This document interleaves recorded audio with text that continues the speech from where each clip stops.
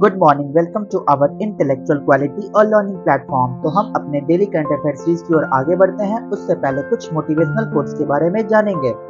सफलता हासिल करना है तो किस्मत से ज्यादा मेहनत पर भरोसा रखना, क्योंकि मेहनत ही आपको सफलता के रास्ते पर लेकर जाएगी और एक दिन आपको सफल अवश्य बनाएगी, अगर आपका मेहनत सच्चा होगा तो। इसलिए मेहनत के साथ कभी भी नजरअंदाज मत करिए, मेहनत को कभी विफल मत होने दीजिए, क्योंकि लगातार परिश्रम करने से एक दिन आपको सफलता अवश्य मिलेगी। तो इसी के साथ हम अपने डेली करंट अफेयर सीरीज की ओर आगे बढ़ते हैं। तो आप सभी लोग हमारे टेलीग्राम चैनल पर जुड़ जाइएगा। द इंटेलेक्चुअल क्वालिटी और लर्निंग प्लेटफॉर्म से हमारा टेलीग्राम चैनल है। यहाँ पे आपको सारे पीडीएफ प्रोवाइड होंगे हमारे यूट्यूब सेशंस के। तो 10 नवंबर 2023 के सारे करंट अफेयर्स को डिटेल में कवर करेंगे, तो वीडियो के अंत तक बने रहिएगा।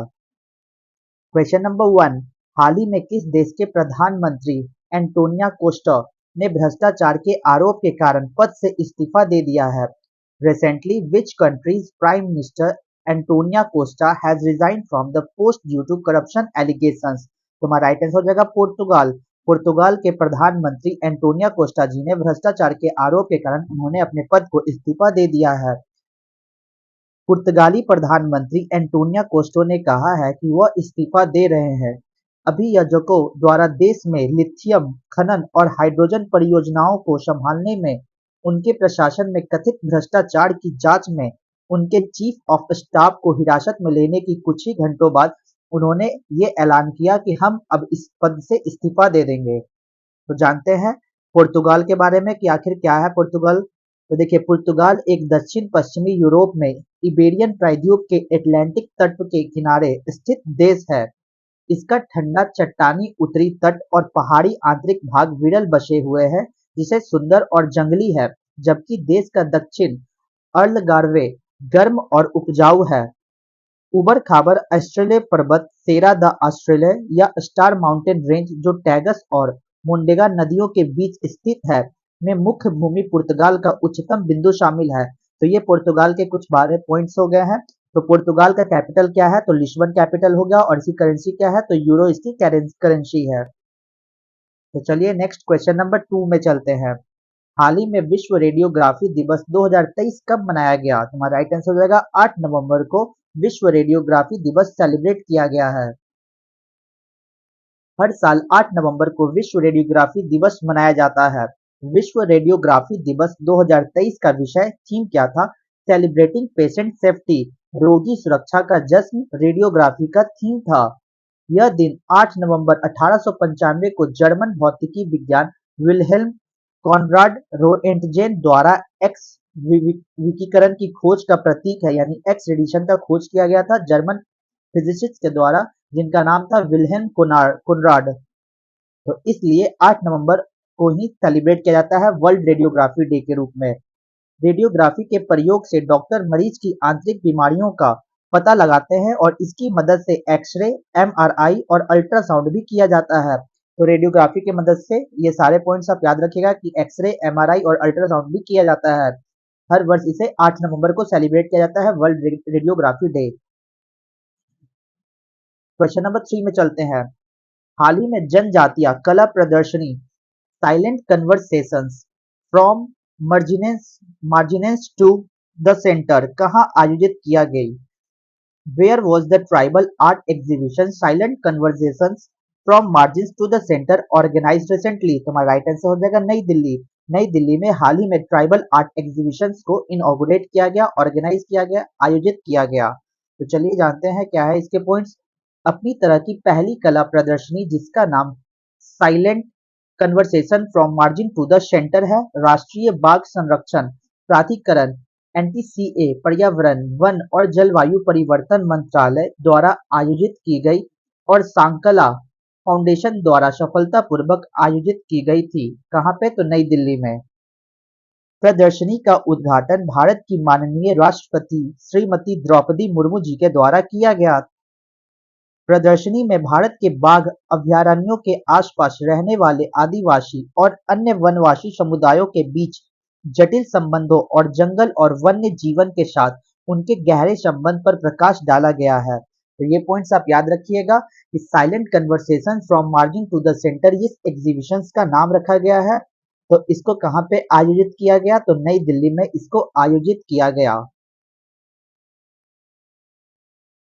क्वेश्चन नंबर 4 में चलते हैं। हाल ही में एक महीने में 16.1 मिलियन टन के उच्चतम माल को संभालने वाला भारत का पहला बंदरगाह कौन सा है? तुम्हारा राइट आंसर हो जाएगा Mundra port. Mundra port right answer हो जाएगा। भारत का पहला बंदरगाह है जो एक महीने में 16.1 मिलियन टन के उच्चतम माल को संभाला है, यानी कैपेसिटी टू होल्ड। तो कौन सा पोर्ट होगा? मुंद्रा पोर्ट।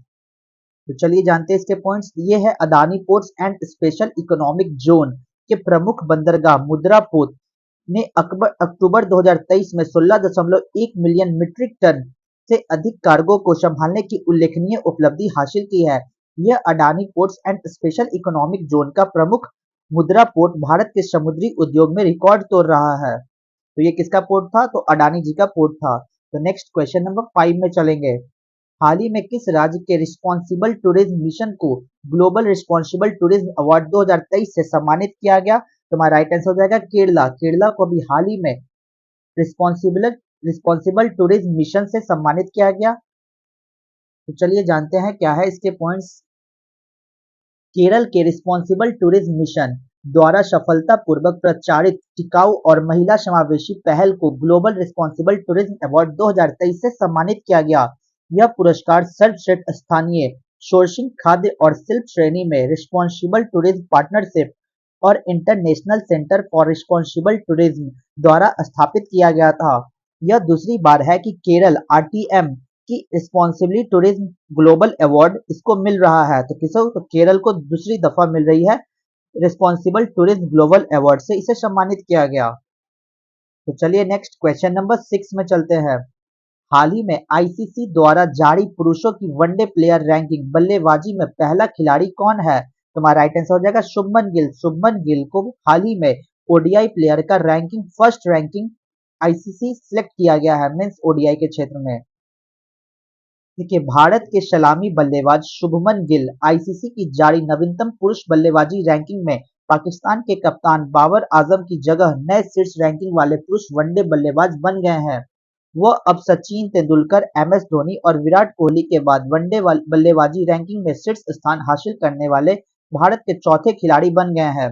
भारत के पास अब पुरुषों की वनडे बल्लेबाजी और गेंदबाजी रैंकिंग में गिल और मोहम्मद सिराज के रूप में शीर्ष क्रम के खिलाड़ी है। तो देखिए, बल्लेबाजी के क्षेत्र में शुभमन गिल को दिया गया है और बॉलिंग के क्षेत्र में मोहम्मद सिराज को दिया गया है फर्स्ट रैंकिंग। क्वेश्चन नंबर 7 में चलते हैं। भारत की रक्षा परियोजना में 100% एफडीआई हासिल करने वाली पहली विदेशी कंपनी कौन सी है? तुम्हारा राइट आंसर हो जाएगा शाब। शाब पहली कंपनी बनी है, फर्स्ट फॉरेन ये कंपनी है जिन्होंने अचीव किया है 100% फॉरेन डायरेक्ट इन्वेस्टमेंट। तो जानते हैं क्या है एफडीआई। देखिए, स्वीडन की शाब कथित तौर पर पहली विदेशी कंपनी बन गई है जिसने भारत की रक्षा परियोजना में 100% एफडीआई हासिल किया। स्वीडन की साब देश में एक नई सुविधा स्थापित करेगी जो कंधे से दागे जाने वाले रॉकेट का निर्माण भी करेगी। वर्तमान में भारत स्वचालित मार्ग के तहत रक्षा क्षेत्र में केवल 74% एफडीआई की अनुमति देता है, लेकिन इसके अलावा मामला दर मामला आधार पर मंजूरी प्राप्त की जा सकती है। हालांकि 2015 में क्लियरेंस नियमों में ढील दी गई और फिर भी किसी भी विदेशी फर्म को रक्षा क्षेत्र में 100% एफडीआई की अनुमति नहीं मिल पाई, लेकिन हाल ही में 100% एफडीआई कंप्लीट करने वाला साब कंपनी बन गया है।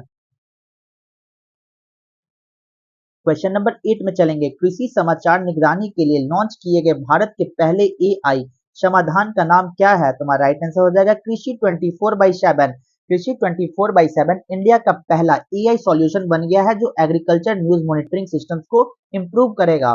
तो चलिए जानते हैं क्या है। कृषि 24/7 सरकार को प्रासंगिक समाचारों की पहचान करने, समय पर अलर्ट उत्पन्न करने और किसानों के हितों की रक्षा करने और अस्थायी कृषि विकास को बढ़ावा देने के लिए त्वरित कार्रवाई करने में सहायता करेगी। कृषि और किसान कल्याण विभाग ने बागवानी इंस्टीट्यूट फॉर आर्टिफिशियल इंटेलिजेंस के सहयोग से कृषि 24/7 विकसित किया है जो google.org के समर्थन में स्वचालित कृषि समाचार निगरानी और विश्लेषण के लिए पहला एआई संचालित समाधान है।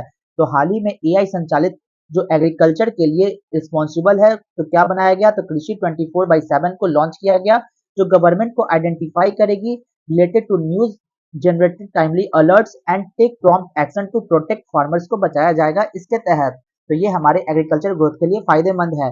और कहीं एआई का यूज गलत तरीके से भी यूज किया जा रहा है, जैसा कि आप लोग न्यूज में और रील्स में देख रहे होंगे। लेकिन कुछ जगह एआई का यूज बहुत अच्छे पैमाने पे किया जा रहा है, तो ये हमारे लिए भी बेनिफिट्स वाली बात है। तो चलिए क्वेश्चन नंबर 9 में चलते हैं।